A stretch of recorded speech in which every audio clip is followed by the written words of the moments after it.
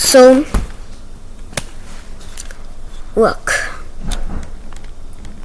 there's a hole in the pyraminx, but why is there a hole in the pyraminx? So probably I suggest that there's a hole because it can turn better and smooth for you. Another reason is that they made these shapes that were not sharp, so there was a hole. Yeah. So these are all the reasons talking about why there's a hole in the pyraminx. But some pyraminx doesn't have a hole. So